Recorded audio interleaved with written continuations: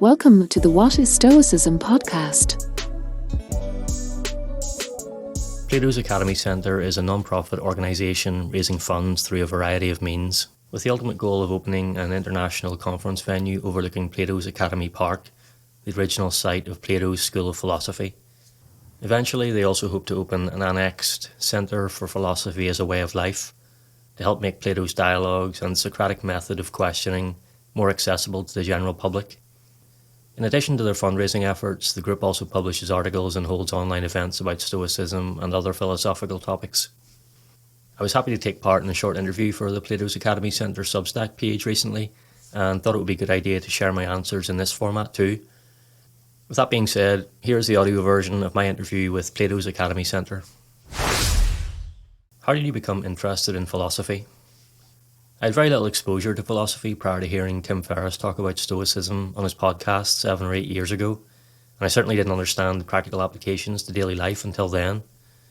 After hearing how Stoic practices had helped Tim through some dark times, and learning more about the principles through his interviews and book recommendations, something clicked for me, and I had to explore further.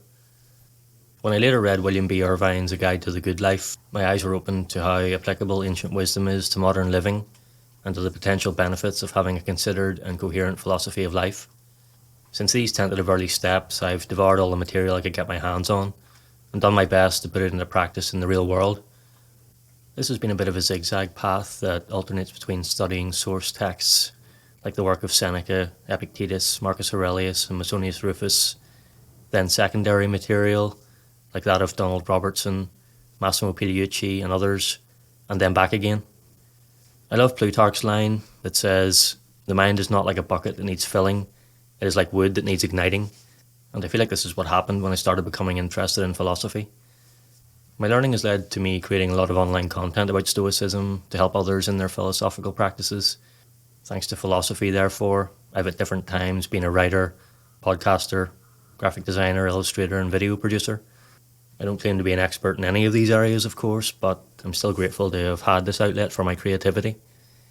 Beyond Stoicism, I'm now trying to learn more about the wisdom and practices of other philosophers and philosophies, as I continue to try to, as Socrates put it in Plato's Apology, fulfill the philosopher's mission of searching into myself and others.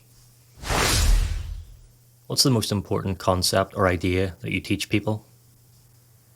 Because it's something I've struggled with myself, I like to reinforce the Stoic idea of a greater focus on the present.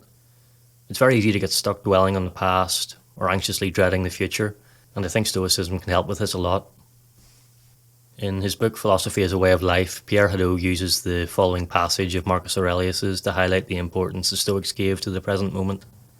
Quote, "All you need are these: certainty of judgment in the present moment, action for the common good in the present moment, and an attitude of gratitude in the present moment for anything that comes your way." End quote. According to Hadot, Marcus used to train himself to concentrate on the present moment, and the above expression of his has a double meaning. One, it is enough to keep you busy. You have no need to think about anything else. And two, it is enough to make you happy. There is no need to seek for anything else. So to achieve this focus, I think it's important that we take time to examine both the past and the future that's causing us trouble.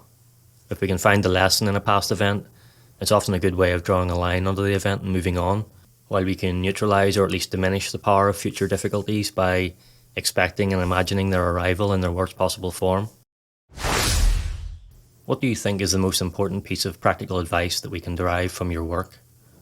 For anyone interested in using philosophy to change their way of thinking or deal with things like anxiety or anger, it's vital to remember that it won't happen without consistent practice and repetition.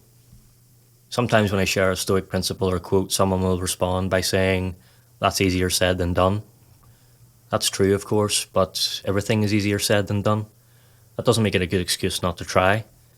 Positive change takes effort, but that doesn't mean you can't start small and make a tiny bit of progress each day.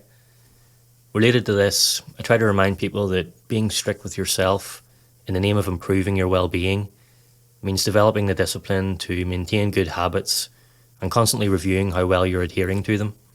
It doesn't mean beating yourself up when you fall short. I think Epictetus' advice is perfect here. Quote, "Pass judgment on your faulty actions, but when you have condemned them, do not give up on yourself." End quote. Do you have a favourite quote that you use?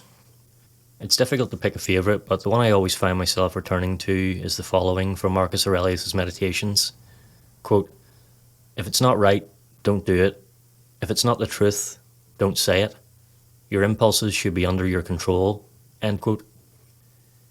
On the surface, it's a pithy directive to do the right thing and be honest at all times, which is great in itself, but it's also a prompt to look deeper, to understand what is right, to determine what is the truth, and to examine our impulses and impressions to ensure we're applying our capacity for reason as best we can.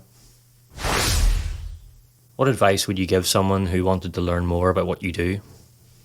To specifically learn more about what is Stoicism, people can check out the website, newsletter, or podcast.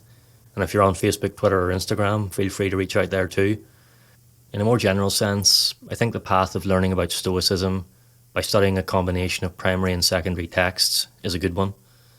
Practical as the philosophy is in nature, however, your efforts won't be reaching their potential if you aren't applying the wisdom you're acquiring.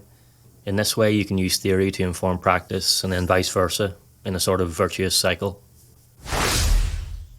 Suppose you were able to give a talk or workshop at the original location of Plato's Academy in Athens. How would you feel about that? Well, as someone who doesn't often give talks or workshops, my initial impulse is that I'd be absolutely terrified. On the other hand, if I were able to give a talk that was useful to people in a practical way, then it would be an honour to do so in such a prestigious location. Feeling that, I'd be more than content just to be in the audience for such an event.